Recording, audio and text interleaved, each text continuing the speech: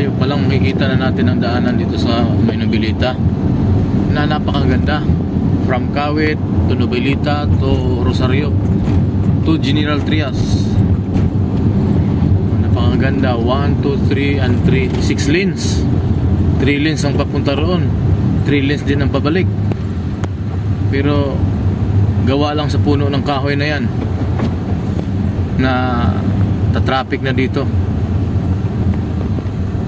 Paano kasi katulad nito, anuhin ko tong puno ng kahoy, yung binigyan dito. Ako ayan, talisuin ko yan. Itong linya na to punta ito sa puno ng kahoy, kaya ang nangyari dito yung 3 lanes naging 1 lane na lang, kasi nga yung 2 lanes instead na dyan na may nagagawa ng kubo, may gagawa ng ano ng manok, yung bahay ng manok. Yan, ang ganda, no? Ano ba yan? Private? O ano ba yung puno? Holy tree? Ba't hindi makakaya bunutin?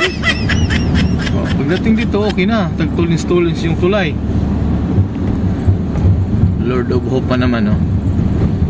Sino nakarelate dyan? Sino dumadaan dito? Yan po ay Novelita.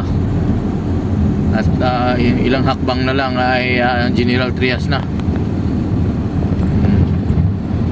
Bakaw. Bakawan. Siguro Bakawan to dati, kay Bakaw eh.